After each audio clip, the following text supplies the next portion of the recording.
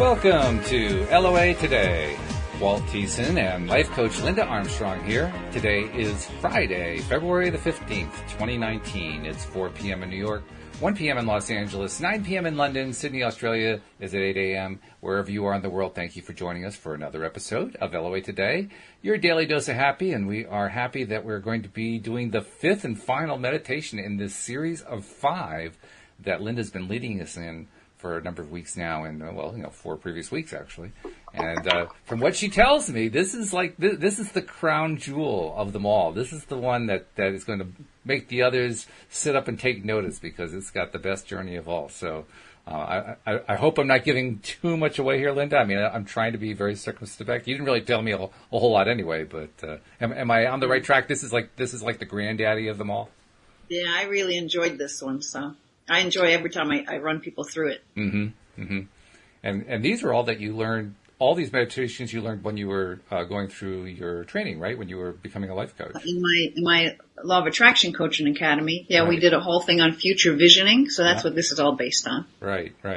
And why future visioning? Because that was something new. I mentioned that the first time with the first episode where we did the first meditation on this. But why is future visioning such an important thing to focus on? Because it was new to me.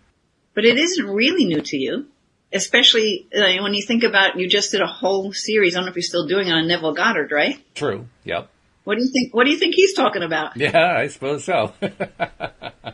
Yeah. So really it's just connecting to a future self who's already achieved what it is or more than you could even imagine, because you're connecting with that part of you that's already in the future, that's already done those things. This is definitely good practice for Neville stuff, too. I mean, for becoming a Neville practitioner, so to speak. In fact, now that I think about it, Cindy pointed out to me that, I don't remember what the exact context was, but Neville himself or someone close to him predicted that he was going to be a major influence in this century and that there was going to be this major resurgence. And sure enough, there is a major resurgence and interest in him, and he's gained followers that didn't even know he existed 20 years ago. And he hasn't been around on the planet for 45, 50 years, something like that, which is pretty cool. Yeah, because when did he pass? Was it in the 70s? It was in the 70s, yeah. Early 70s. I don't remember the exact year. Because he did all of his teaching in the late 30s, 40s, 50s, and early 60s. So he had a very prolific career in terms of sharing all this stuff. And I still marvel at the fact the guy started off as an actor. He was an actor in New York. Yeah, that's how he got going. And he was apparently very successful. He played a lot of successful roles. This was in the 1920s, I think. And was doing very well for himself.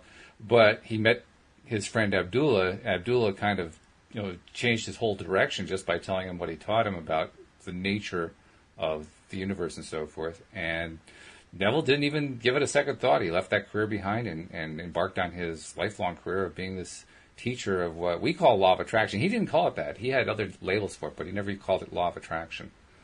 He always referred to your wishes fulfilled, like it's already done. No, he didn't call it law of attraction though, huh? Right. No, I've never seen that phrase. The closest I've seen is law of assumption, which is kind of close. It's not quite the same thing, but it's kind of close.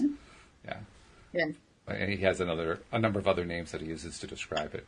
In fact, for those who are interested in Neville, Cindy Chavez and I, as Linda knows, have been doing a series about him for quite some time now. We are on, I believe, our 5th of the 10 or 11 books that Neville's done, and it's very insightful stuff. But it really helps to have somebody like Cindy Chavez to help me dissect it, because he takes a lot of biblical scripture and repeats it, but the meaning behind it is completely different from what your traditional churches teach. And the central blasphemy, if you will, that he teaches is that we are God.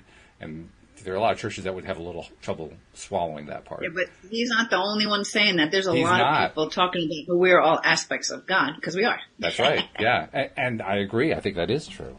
I like the fact that that is kind of taking hold. There are more and more people. I get amazed how many people are now believers in that way of thinking. I'm actually a little bit cautious now, because I can't remember who pointed it out to me, but somebody recently pointed out to me there's actually a tendency to almost turn it into a religion, which is the last thing that I would be interested in doing. But turn what into a religion? The whole belief of us being God and the idea of source energy and of energy being part of the real world as well as being part of the non-physical world, and how... Yeah, but you see, but that's like normal talk in the spirituality world. You do anything, look up anything on spiritual awakening, and that's everywhere. It's like common. It's not new, and in no way does anybody that I've come across put it in a form of a religion. Which is good. I'm glad of that, yes.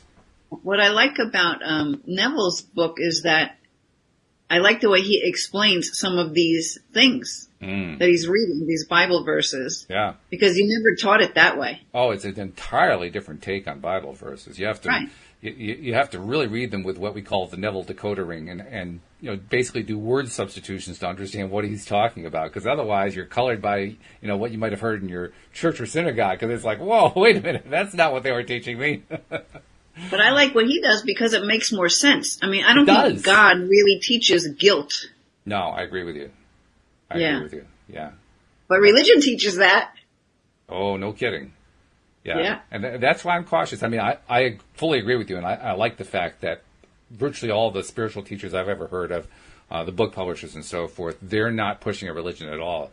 The religion part that I'm seeing it in... I've seen in, I won't name the group, but there's one particular group I've seen on Facebook that is very much studying the works of Abraham Hicks, but they're almost religious about the way, they're very rigorous in the way that they approach it. And if you say anything that doesn't adhere to the Abraham way of teaching, they'll kick you out of the group. That to me is pushing a religion, and I don't really like that too much. But because that is totally, the way you say that, that's totally coming from that ego mind, which is fear-based. It's not at all a connection to the soul, which is the God energy. Right. Yeah, that's true. Although so like if I saw that, I'd be like, okay, I'm not here, that's for sure. I actually dropped out of the group. I didn't want to be a part of it anymore. That's like... That's like, it's like people who are going through hard times and all they want to do is talk about how tough their life is. Right. Yes. That's the same feeling. They just want to be around people who are miserable so that they can feel better about being freaking miserable. Yeah, that's right. It's an energy. Yeah. So you sensed that energy, I guess, when you saw that group and you're like, not a match. Well, I'd say it's more than the energy. I also saw some of the things they said, and I didn't have to feel the energy. You could read it. It was really clear. But after I saw that, then I think that's when I kind of connected on the heart level and realized, it didn't. What you're not seeing is that you read those words and it totally didn't resonate with your energy. Well, that's true. Yes, you're right. Yeah. So you knew, even just based on the words, that this doesn't feel right. Oh, yeah. Otherwise, you'd be like, yeah, these guys are speaking my language. That's true. That's true. And you're right. What I was reading just felt wrong. It just felt nasty. It felt uncomfortable, unpleasant. It felt really awful. Yeah. And, there's nothing about Abraham Hicks that would have that energy attached to it. Not even close. No. Nothing. No. Yeah. Abraham, I love Abraham. I mean, I always have to remember that Abraham, as we understand Abraham, is being translated by Esther because she's receiving these thought blocks or whatever they call it, thought forms, and translating that into English. And of course, she has to do that from her own frame of of reference of how life is, and what words she knows and what concepts she knows. So she has to explain it that way. But she does a beautiful job of doing that, and she has been tremendously successful at being able to convey the Abraham message as purely as possible. And I say that because English is a tough language. I mean, it is the most predominant language on the planet in terms of how well it's accepted around the globe, but it is a difficult language. It's multi-valued to the extent that most other languages aren't. It has more idioms than anything else any other language I can think of. And because of that, it also tends to be a little bit slippery on the meanings of words. And she has found ways to convey the meanings that Abraham has given her that, I mean, sometimes it's a little bit vague because of what she's trying to express, but most of the time it's clear as can be. I really admire her for that. I think they kind of came up with their own language, really. Kind of, yeah. I mean, it's still, she's the English. She has to provide the English, but I think you're right. Abraham played a major role in figuring out how to. Yeah, but she's coined words and phrases to get across concepts. Exactly. Yeah. Yeah. Which is very cool. This will be, besides a meditation, this is also a Q&A. And so if you have questions that you'd like Linda and I to address, we'd be happy to do that. We'll also give people a few more minutes here to join us so that they don't miss any of the meditation, because once we start, I turn off the screen. I'm not paying any attention to it. So you're on your own at that point, folks, at least until we get back after the meditation. So while we're waiting for people to stream in here, I just wanted to ask you, Linda, about, I've been meaning to ask you about this before. You made reference to it last week. What is the story behind the wings behind you? You've got these wings. They're angels' wings. That's what you told us last week. But why? How did that end up there? That's what I'm wondering. Because I've been seeing it all these weeks that we've been doing it. I never really asked you about it. But why? How did that come? when I do healing, I'm channeling the angel energy. Mm-hmm. I feel, because I can feel. Sometimes I'll be with someone and I just feel this huge presence with me. This angel. Mm-hmm.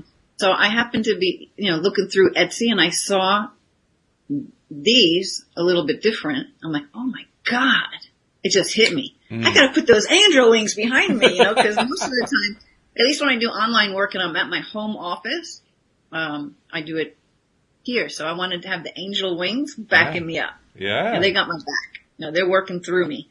So that's why I put them there. That's a good metaphor, really, that the angels have our back.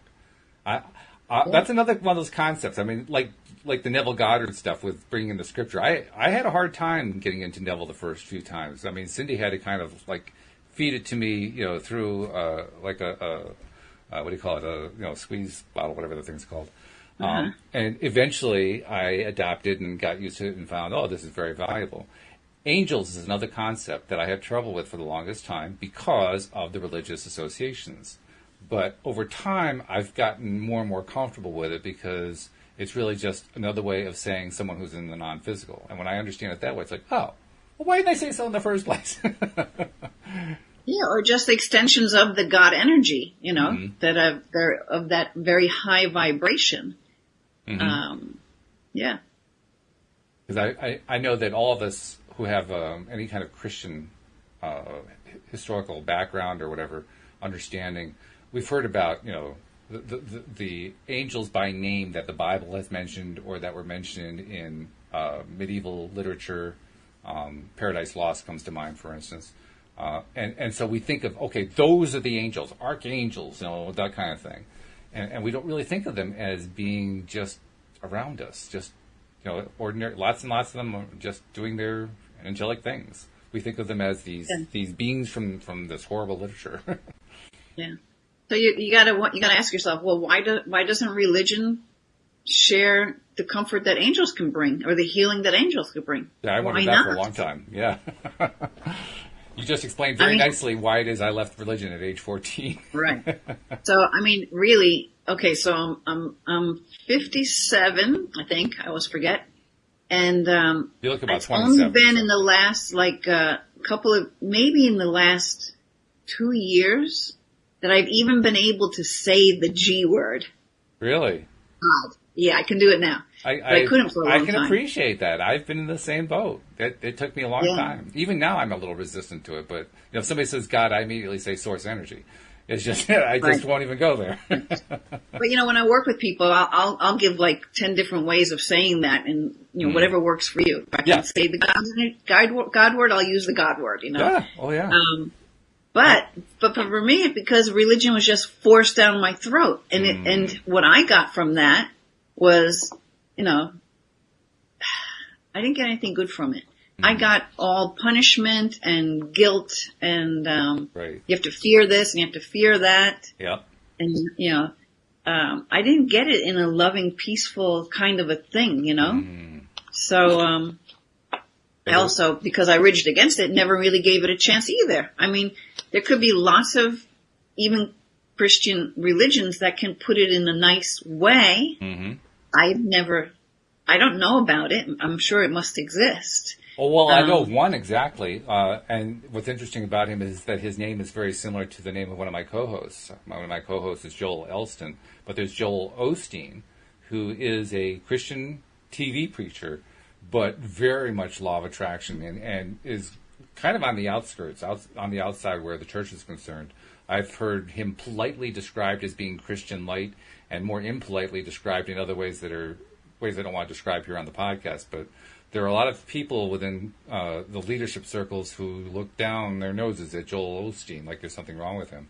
But and why? Why are they so threatened by bringing light to the world? Great question. I wish I knew the answer to that. Yeah. All I can say is that it threatens their preconceived way of looking at all this stuff, and that way is fear-based. I mean, that's just what it is. Because then you can't, how can you control us if we realize we have this power and we're connected to it all the time and it can support us and lead us in everything we do? Yeah.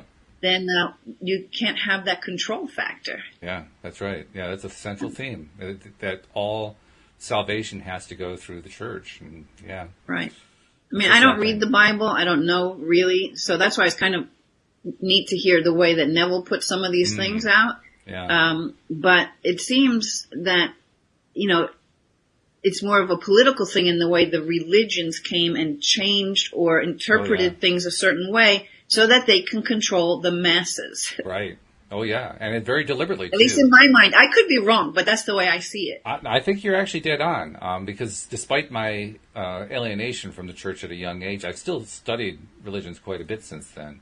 And just recently, I don't remember exactly why, but I was doing some research that had some relationship to the Catholic Church. And during my research, I discovered that divorce actually used to be very common after the birth of Christ for the first 10 centuries of the Catholic Church. It was very, very, very common, actually for the first 9 centuries. And then between the 9th and 10th century, they started cracking down on it. And the way they did it is they declared that divorce was a sin. And so therefore it had to be stopped, And by the end of the 10th century, it was virtually non-existent within the Catholic Church. Well, that was purely because they wanted to get more control over the flock, because the flock was going off in a direction that the church didn't have in mind, and that might actually be a threat to the church. So, well, you know what? We could even take that in another area too, in that there's a series called, and people can look it up if they're interested, it's called The Sacred Plant. And it's all about cannabis and how people are healing with cannabis oil and CBD oil and all of that kind of stuff. Mm-hmm. And the Bible makes reference to this plant and the healer that it is, right? But you can't patent that. So the Drug Association is what decided to put that whole campaign out, like what was it, in the 60s, about how this is your brain on pot or whatever. I don't remember what they were.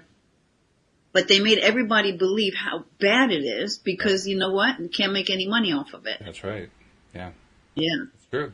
So that's manipulating something so that it can control us. Right. Yep.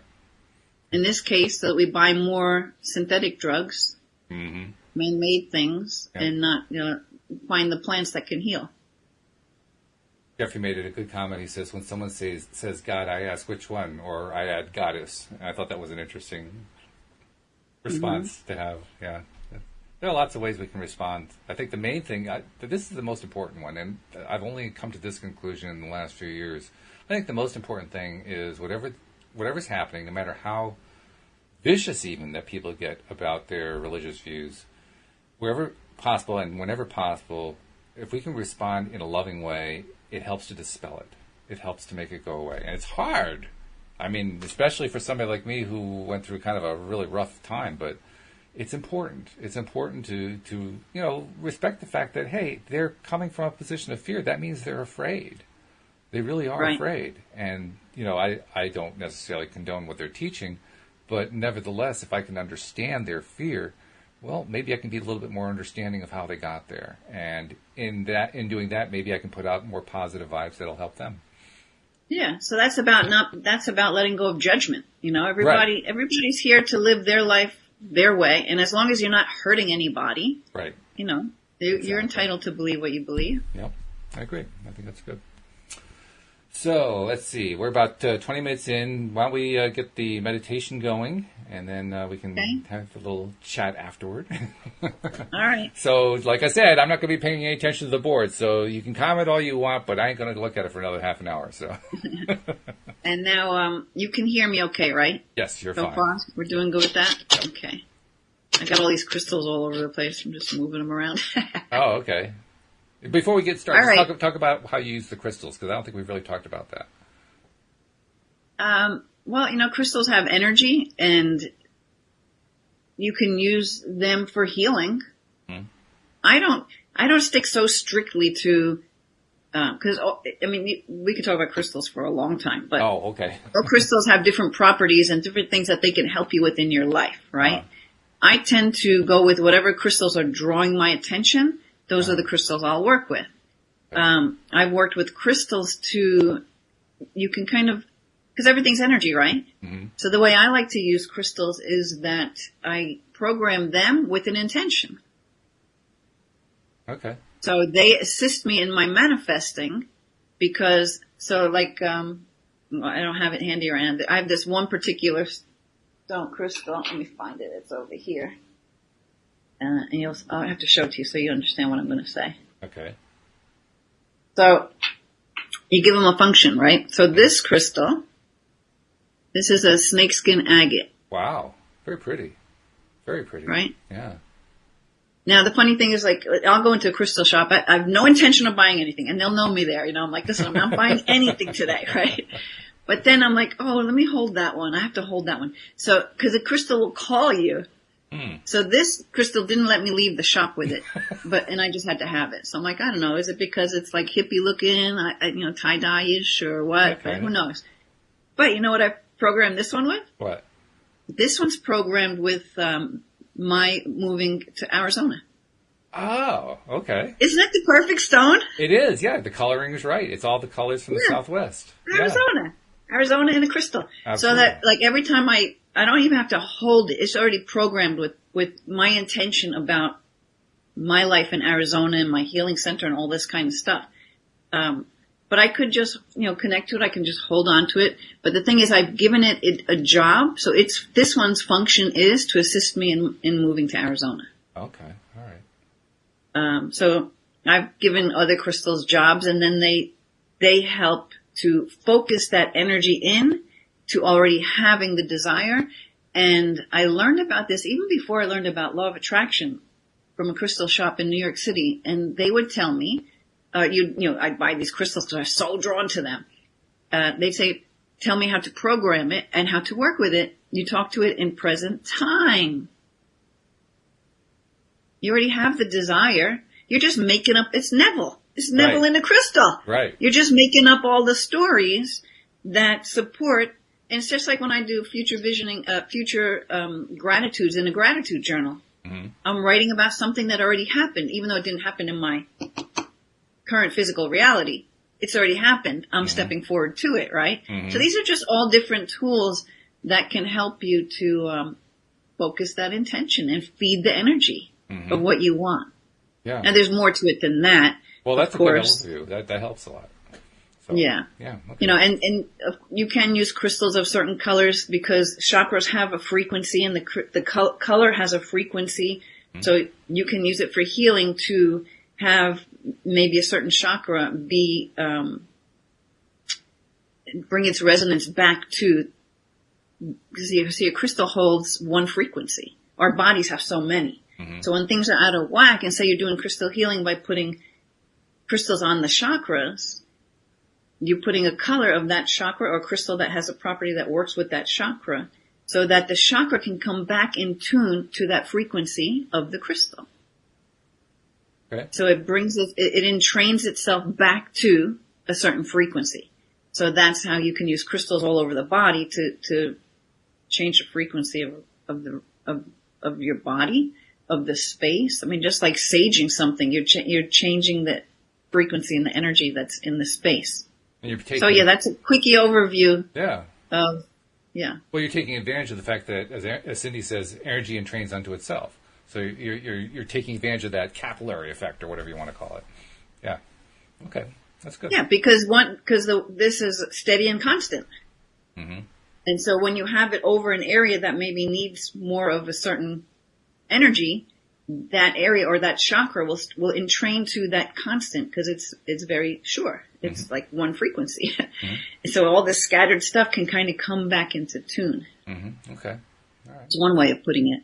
Okay, that's good. All right. Well, thank you for that. I didn't mean to distract us for too long, but I was curious. So, anyway, on with the show. Go ahead. Okay, so we're going to start the meditation. So you're ready, right? I'm ready. I'm ready. All right. So let's have everyone, whoever's watching, whoever's listening in real time, just to sit in a comfortable position, taking in a nice deep breath,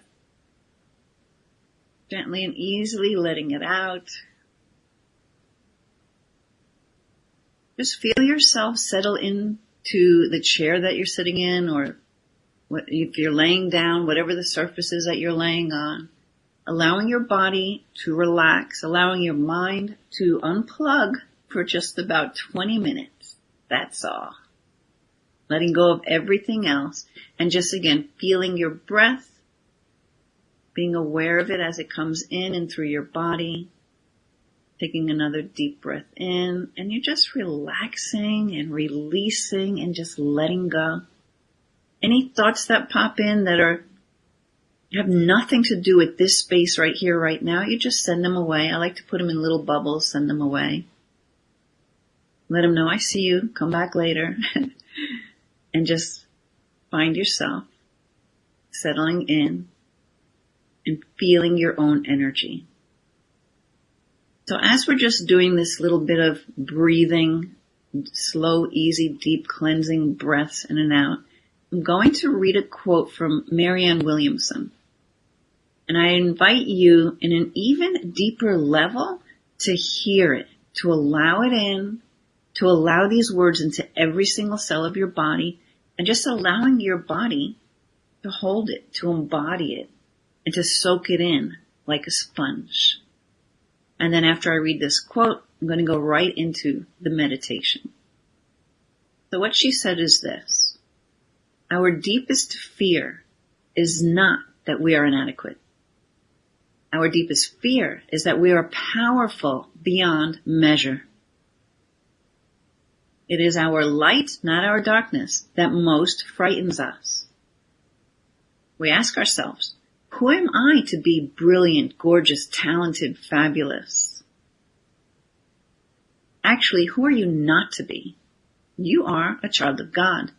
Your playing small does not serve the world. There's nothing enlightening about shrinking so that other people won't feel insecure around you.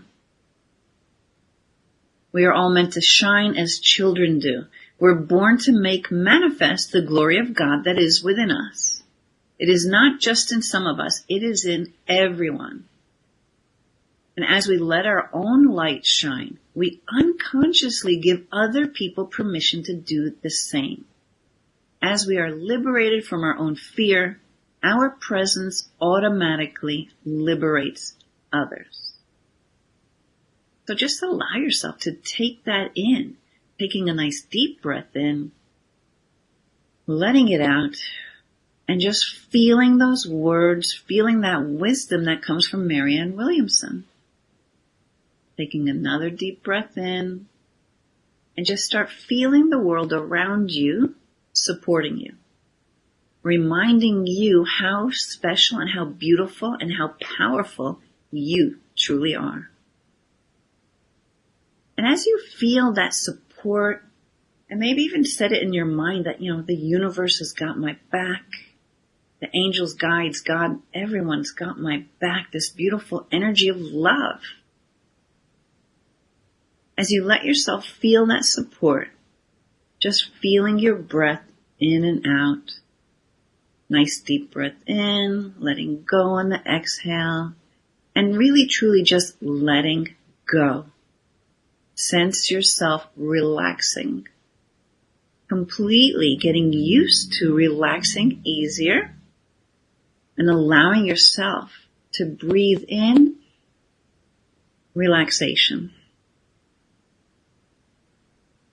Allowing the light at the top of your head to start flowing down and just relaxing and releasing and washing away any tension, allowing you to go into a deeper place of peace.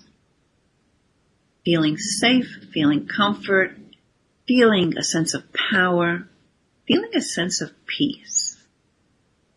and just relax, allowing it to flow down from the top of your head into your neck and your shoulders, flowing down into your chest, into your heart, allowing your heart to fill with the light and the love, going down your back, into your arms, just allowing this light to flow through you, flowing down now into your abdomen, into your hips, into your thighs, washing away the tension as you breathe in again deeply, filling yourself up with this light, just letting it in as it flows down now past your knees and your shins and your calves and all the way out through your feet, just releasing all the tension, relaxing, letting go. And once again, I'm going to count backwards from the count of 5 to 1. And at the count of 1, go to that beautiful, safe place. That place in nature that is just right for you. So beginning at 5, drifting down deeper. 4, relaxing, letting go. 3, relaxing even more, easily, peacefully. 2, feeling the comfort. And 1, and you're now in that beautiful, peaceful, safe place in nature. Feel the nature that's all around you.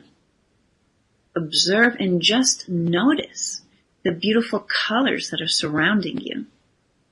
Feel the fresh, soft air, the warm fire of the sun, the moisture of the water. Just notice the balance and the beauty and just allowing that beauty to nurture you. And as you look around at the beauty and at the peace, this time you notice there's a new path there. And you feel an adventure and some intrigue and some excitement. And you're curious as you sense that this is your path of power. A path for you to walk, to explore, to play, to practice, using your power, manifesting and creating and communing and imagining. And you just take a step or 2 or 3 down this path. And you start walking down this path. And you take another step and another step, feeling the excitement, looking forward to what's up ahead, looking forward to all that's on this path that is waiting for you. And then you realize that on this path, what's going to be up ahead is actually what you decide to create. So as you walk along this path, you feel that sense of power and you feel that sense of glory of God that is within you, the glory of the goddess of who you are being, which is powerful.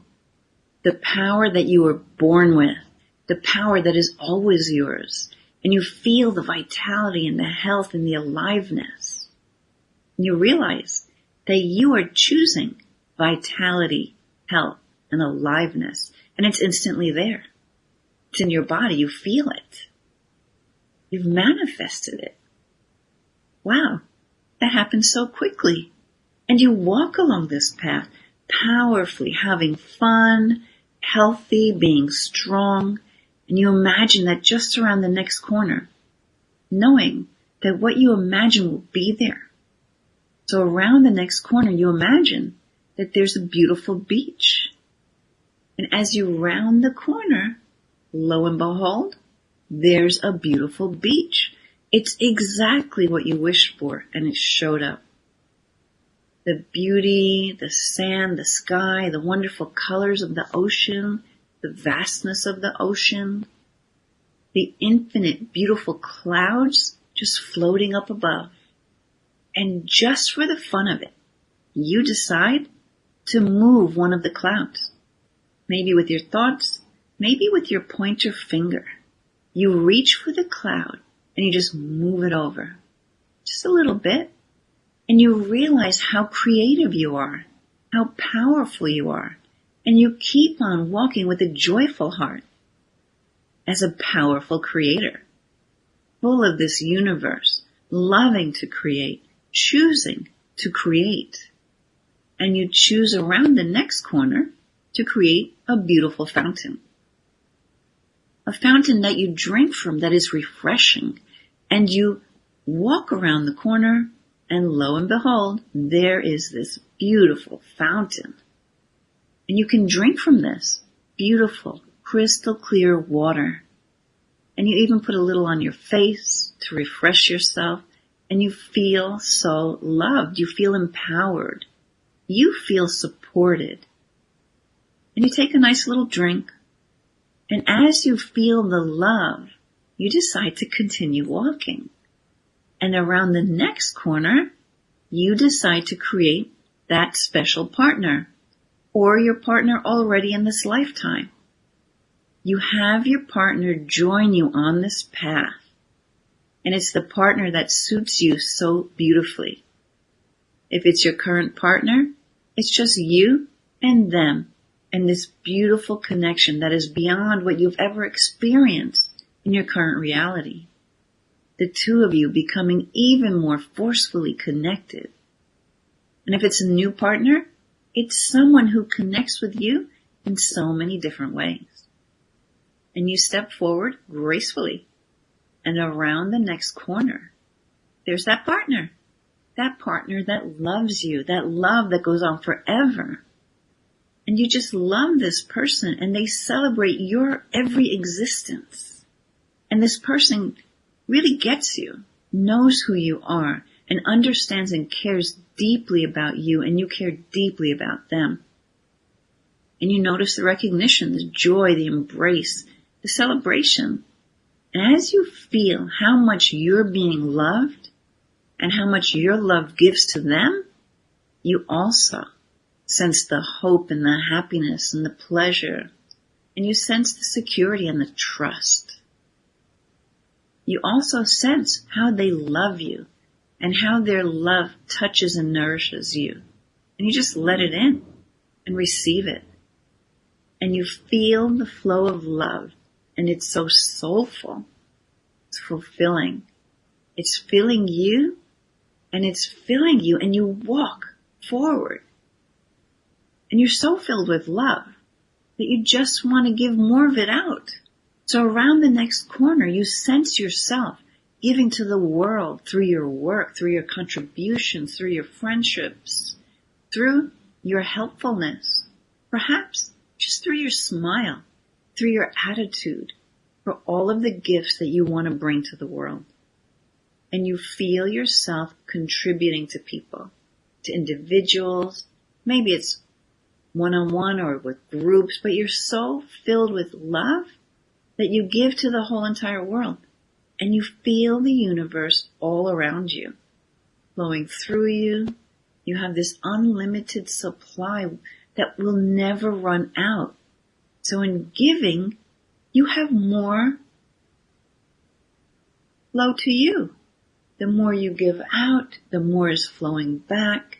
And you just feel the world filled with your love. You fill the world with your love, and the world awakens to its own abundance. And the world is filled with love. And with that world filled with love, you begin now, or around the next bend, around the next corner, to imagine now your beautiful life. Maybe it's a beautiful house, a beautiful place to live, the places that you love to travel and enjoy, the loved ones you want to share it with, the people you want to share your home with, your adventures, your learning, your smile, your laughter. Just imagine the laughter all around you. In and out of those that celebrate it with you, that play with you, the friends, the family, just enjoying the abundance that you live with in your beautiful world. And you think it was just there. You're just trying it on. You're manifesting in your imagination first and then walking into it in your life. And you sense the whole world living in this state of abundance and peace. And you sense men, women, children all over the planet remembering who they are. Powerful beyond measure. And you realize your decision when you chose not to shrink or no longer to hold down your light. And you realize that when you choose to step more into the glory of who you are, not only did that change the world, the sirens are going by letting us know this is it. You're stepping out. You're shining that light out into the world. You realize you chose to step more into the glory of who you really are. Not only does that change the world, but it also changes your world, the world. And this inspires others to see that they too can live in abundance. And it feels amazing. You're a part of success, of the human journey, this loving experiment. You're part of it. And you're creating this journey, this adventure, and it serves you and all of those you come in contact with. And now just around the next corner, you dream and imagine a beautiful garden. There's a garden there that is filled with light and love. And as you walk into this garden, the fragrances, the colors, the reds, the oranges, the yellows, the beautiful greens, the blues, the indigos, the violets, all the beautiful colors are there. And you walk into this garden and you find a beautiful pool. And this pool is a pool of forgiveness. And as you stand by that pool of forgiveness, you invite the different aspects of you to come and join you, to love and to forgive. And now you invite that small child, that inner child within you, you invite them to come in, and you just embrace and hold them and invite now the adolescent to come in, the part of you that questions, that's a little curious, maybe a little rebellious. And again, now you're bringing in the adult you, that young adult, which is you starting out in life. And you invite the adult you as well, inviting all of them, all of these aspects of you into this beautiful garden. And you look at them and you see the beauty, you see the life, you see the love within them. And you also see the mistakes and the way that they chose to play small. The things that they forgot, the things they didn't remember, the things that they didn't know, the way that they hurt themselves and the way that they hurt others. And in front of this pool, you create a bonfire, huge bonfire. And one by one, you take those hurts and you throw them into the fire. You take those burdens, the weight, the pain, the sadness, the loneliness, the anger, the resentment, self-sabotage, and you just lift it. You lift it from that little child, and you take all of it and you just throw it into the bonfire. And it doesn't have to happen slowly. It can happen very quickly. Everything in the universe is energy. So as you release this, you release the energy from that inner child, and you're putting it into that bonfire. And now you do the same with the adolescent. You take their anger, you take their sadness, you take their confusion, the rigidity of all of that, and you ask them to just give it up, to move it out. And you get them to just get them out of their self-sabotage. You take away their self-sabotage. You take away that resentment, their hopelessness, their fear, the manipulation and the control, and you just move it all entirely. And you feel the light, the truth of their life as you lift and forgive, placing all of those burdens in that bonfire. And the fire grows and it consumes. And now the young adult who made some good life choices, perhaps some not so good life choices, you take away from them all the guilt, all the pain, all the shame, all the fear, and they release it. And they allow you to move it out of their energy field and once again place it onto that fire. And the adult that made some bad choices. You left all the reasoning, all the self-sabotage, all the anger, all the shame, all the reasons for the bad choices, the manipulation, the control, and you just lift all of those reasons now and you just toss those into the fire. And then looking at these beautiful beings now, filled with light and love. There's so much love for them that you cannot not love them. Their beauty is undeniable. And you love them in so many ways, particularly in forgiving.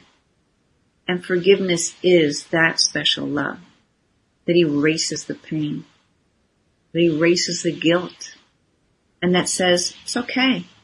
Even though there were mistakes made, conscious or unconscious, it's okay. They're still lovable. And you love them and you forgive them. And now you take the child with you and you lead that little child into the pool of forgiveness. And you step into that pool of forgiveness with your inner child, into that liquid love, that liquid light. And you feel the light flowing into you and you feel the vitality, the energy and the enthusiasm, passion, and the love just filling you up. And you watch this child splash and play. And he or she comes alive and enjoys and splashes and plays. And all of a sudden, the adolescent jumps in.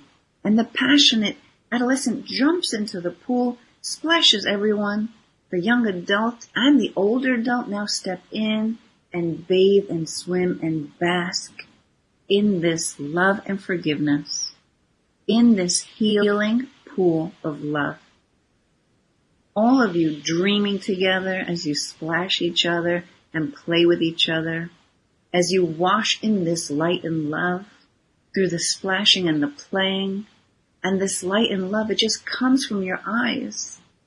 The laughter filling each of them up. And then all together, you dream for this child, new parents that will love, care, and support him or her. You create new parents, and those new parents come and take this child from your arms, from this pool of forgiveness. And they take him or her into this new life of love and joy, remembering now that God, Goddess, is within. And you dream out for the adolescent, friends, maybe new parents in the background, friends to come in and play and hang out with, wise friends, powerful friends, empowered friends. The young adult finds direction, clarity, knowing who they are. And then you step out and you get dressed and you go off for their adventure, each one of them. And the adult comes to you. And as you love and merge, you take in the power, the passion that was suppressed, that was depressed, and you claim the power, the passion. And you step fully integrated now with your older adult self as empowered adults. You blend together now, an empowered adult, and you step out of this pool, and there is Goddess and God waiting for you with a beautiful towel and a magnificent robe, and you just dry and you're dressed, and you stand together, three beings of light, God, Goddess, and you, and your dreams for the future for yourself, and you see the world and these dreams, and it's all just coming true. You dream of love made manifest in the universe, on earth, and in your life. And you let your light shine, and you feel it, and you feel liberated. And you know it will touch many people's lives in your world. You are brilliant, and gorgeous, and talented, and you know it, and now you own it. And God and Goddess, they smile at your future self, that wise old you again in this glorious lifetime. And he or she is watching you and celebrating you, and you just thank God and Goddess. Even though that no thanks is necessary, but you thank them, and you step towards that future, stepping back into your life looking forward to a future successful self a few years from now, living joyful and empowered life. And you see that wise old you celebrating out there.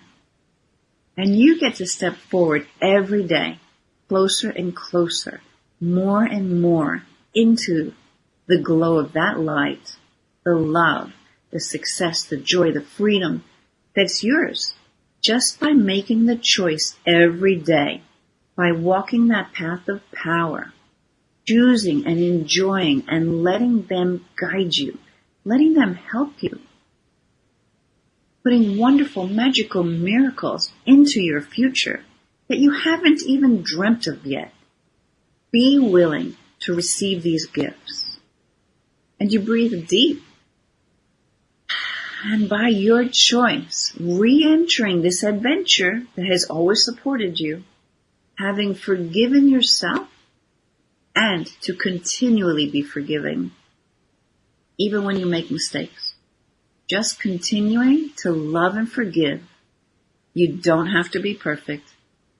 In the adventure that you now have chosen, understand why you chose to discover this you, the real you, and to find the adventure and to enjoy the adventure. That's why you came here. That future glows with a promise, with light, and with love. And in a moment, I'm going to count back from 1 to 5. And at the count of 5, just returning to the room that you're in, into this time and space, into your life now, into the life you choose. Looking forward to an even brighter future. Beginning at 1. Sensing and being in a deep peace. And emerging from that peace into the duality where you are. 2. Feeling the love, feeling the joy, the hope. 3. The happiness, the freedom. 4. Feeling that power that was always and always yours and will always be yours. And 5. And just go ahead now and gently open your eyes, taking a nice stretch, nice deep breath in, stepping into your power, stepping into that love. And before we end, I just want to release for you, and you just have to say yes if you want this release. You want to release any vows, oaths, or decisions you may have ever made within your entire existence that forbid you and prevent you to step into your power, to shine your light, to express yourself without fear. Just allowing yourself to be in that space, letting go of anything, any beliefs, any old experiences, any traumas, letting go of all the energy cords connected to any of those experiences, really fully clearing your energy field and allowing yourself to really fully express your truth, the light and the love that you are. And so I also just want to download for you what it feels like actually be in that place of power, that pure love and light of your soul, and to easily, effortlessly express it in the world. Yeah. So you can just maybe open your eyes and really bring yourself back, stretch a little bit more. Allowing yourself to feel that, oh boy, I hope that we didn't go, I hope you can still hear me. I think we're frozen. Oh, wow. We're hearing you fine. Okay, good, because my screen is totally frozen. I hope you got all of that. I wasn't watching the screen, so I didn't know. Fortunately, the video does tend to work under almost any circumstances, so we'll just assume that it did. Okay, great. So, like right now, I am still like so floating in this energy, like it's so expanded. So I'm just holding that space for anyone who really has either been with us already in person on the live call, and all those who enter later on, because there's no time and space. So whatever we're doing right now, as long as you're participating, you're feeling the effect of it. I sure am. Oof. Yeah. Yeah. It's the energy is really strong. So my computer looks totally frozen. But I hear you, so I think we're good. And I see you, so I'm pretty sure everything's working okay in terms of what they're seeing. Okay. But you see me moving? Yeah, you're moving just okay, normally, good. just like okay, you normally good. do. So that's good. But all right, good. Wow, that was quite a meditation. That was really something. Yeah, there's a lot packed into that one. There is, and a lot of themes in there that I really, really like. I especially like. I don't remember exactly how to express it, but the theme of how the love and the joy spreading throughout the world and getting larger and larger. You were describing that part, and I was getting a really warm feeling out of that. That felt great. Well, I mean, really, if everything out there is a reflection of what's inside, whatever we are putting out, it's not just for our little, what we might consider the edges of our own universe. It goes out everywhere. To everyone. It goes out to the collective. So the more that you are putting out that good energy, well, guess what? The more of it you're going to get back, right? Yeah. Oh, yeah. And we have talked in the past about how the energy is palpable, and that's the other thing I was noticing. I mean, you described at the end there how you could still feel it, and I'm still feeling it too. I'm still feeling that energy all around, which is very cool. Yeah. I love that. That's nice. Right. That's why I always tell you I get high off the work I do. Yeah, I can see. Sure. Yeah. And so because it goes out to the collective, like it just came to mind, so I'm going to tell you. If you're sending love to someone, because I told you I send it to, like whoever I'm walking by, especially those I feel that really could use a little extra love, I just send them love. Just like that. I just, love, love, love. I send you love. That's all I do. That's my trigger. Love, love, love. That, to me, I've conditioned that. That means nice bolt of love going to whoever it is that I'm directing it at.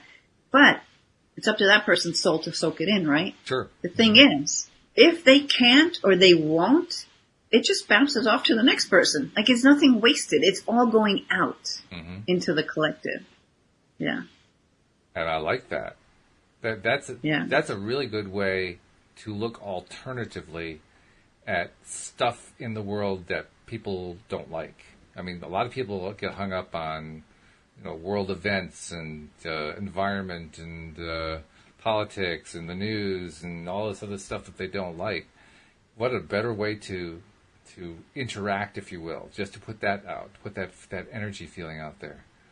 Yeah, and to really understand that the news, the way they make their money is by creating fear so that you keep watching in hopes that something good happens, right? They don't give you too much of the good stuff. So, I mean, I don't even listen to it. But if you feel like you need to listen to it, listen to like 5 or 10 minutes, then turn it off. Mm-hmm. Oh, absolutely. It doesn't do you any good. Like start noticing your energy as you're watching. How does it make you feel? Oh, yeah. So if it's triggering this fearful, negative, or angry energy, stop listening. Because you know what? You're putting that energy out there. Right. Well, and I'm also taking as it the next step. As you're feeling it, you're putting it out. Well, I'm also taking the next step. Take this feeling that you helped us create here, this energy that we're creating here, going to that and putting that out instead of getting all worked up about whatever it is you're getting all worked up about. What a shift that is. That's a huge shift. That's a shift that can only produce wonderful results. And that's why meditation is good. So when you feel yourself sometimes getting caught up in some of this other stuff, because it happens, I mean, it just happens. We're human, right? Right. If you can just unplug, even for a few minutes, that's why I like my angel puffs. I take, I just breathe in angel love like 3 times a day, no matter what I'm doing. My timer goes off. I just do it. Mm-hmm. I could be driving in my car, but I just intend that I'm just breathing in this angel energy into every cell of my body. And it just it helps to bring me back into center, into alignment. That's like the least you can do, right? I mean, that's so easy. But if you can even just sit quietly, whether you think you're meditating or not, but you're just unplugging and being in that space with the intention, I just want to connect to source energy. Mm-hmm. I'm going to allow myself to power up through connecting to the power, the source, right? Mm-hmm. Yeah. If you did that every day, things will shift. They'll have to shift because you're making a conscious effort to hold this higher vibration a couple of times a day or once a day, but you're doing it. Again, it has that ripple effect, right? Yeah. Yeah. So if more and more and more people would unplug, from all the craziness and just get centered and just breathe, create your own imagination for that, or just let yourself feel like, when you meditate a lot, you can just a couple of breaths and you can just feel yourself expanding out into everything. Like you just did while I was speaking. Mm-hmm. It's the same kind of thing. I'm just saying, I guess, that you can do it for yourself. It's not that hard. Yeah. I used to think I couldn't do that, but I realized it's actually very easy to do. Mental concepts that were making me think I couldn't do that, like old programs. Right. Yeah. Well, actually, it's effective teaching by example that you've been doing here, because that's exactly what I was getting out of it. And I feel now like I really can do more to put that feeling out there and to make it a part of my everyday life. So that alone made this whole meditation very successful. Yeah. Yeah. It's I think somewhere in the meditation it even says like choosing to blah, blah, blah. Mm-hmm. Right? Mm-hmm. The choice. Yep. Do I want to, I could sit and stay in this lower energy, or I can choose to move into a higher vibe and put that energy out. Yep. That's true. But, unfortunately, we're comfortable in those lower energies because we know them so well. So it's like, sometimes it's scary for some people to move out of that because they don't know what the other thing might bring, right? But this is comfortable. Okay, I've survived here long enough. I could probably do it a little bit longer, And we've talked about that idea a number of times here on the podcast, how the comfort zone really doesn't feel all that comfortable, but it's so familiar that we kind of assume that it's about as comfortable as it can get, when it really isn't. It's actually fairly uncomfortable. Yeah. It's just a waste of energy, right? Yeah. So when you can that's why I like to talk about the vibometer. I mentioned that to you a few times, right? You're just going to get used to knowing, well, where am I vibing? Am I on the low side or am I on the high side? Okay. If you find yourself in that lower vibe, you're like, all right, so let's shift gears and get out of that lower vibe, right? Mm-hmm. Mm-hmm. Yeah. Yep. That's good. So I know we're kind of out of time. Anybody have any comments or anything? Jeffrey said to remind everybody to hydrate and nourish yourself after meditating. And let's see. No, the comments are kind of quiet. I think they were listening to the advice, just go with the meditation and not spend all your time typing into the comments section. All right, good. But that was good. That was really good. Thank you. First of all, thank you for leading us in that meditation. Thank you also this is the 5th one in the series. You've done all 5 with us. And it's a wonderful gift you were giving to us. So thank you for the gift. You know what? I really appreciate it. I've got tons of meditations that are really great. I don't want to do them every week, No. Maybe we'll go a little while without, and then we'll do another one sometime. Yeah. I think that's good. Yeah. Bring them in periodically. But they are a wonderful reminder of the power that we have. Because through experiencing being led through it, we get to kind of but connect more strongly to what we're always connected to and be more aware of it. I guess what they call mindfulness, being aware, feeling it, experiencing it. I mean, I know you helped me to connect to energy in a way I never had before. Starting last summer when we started doing podcasts together, you helped me to identify energy and recognize it and so forth. And I'm feeling it now. I'm really feeling it. So I know these are good. These are good meditations you're leading us through. And I'm still going to say it's not that you never felt it before. You just weren't aware of what that was. Mm-hmm. So it's just bringing conscious awareness to, because you are energy. So obviously you must be able to feel and sense it and have an effect on it, right? Yeah. No, that's true. That's true. When we become more conscious of it, then you start to get more of an understanding, and then it's easy to see, because it's like attracts like again, right? So the more you get into this space where you're sensing energy, like, wow, that was cool. Then the more you can sense energy, wow, that was cool. And then the more you can sense energy, just grows. Mm-hmm. All right. Yeah. Well, thank you once again for leading us, and I look forward. I'm not sure what we're going to talk about next week. At this point, it's just a Q&A until we come up with a topic, but we'll think of something, I'm sure. And I hope you have a wonderful weekend and a happy week, and we'll touch base again next Friday. So I'm looking forward to that. Okay, great. All right. Thanks. And bye, everybody. Thank you to everybody else. We'll see you next time here on LOA Today. Goodbye, everybody.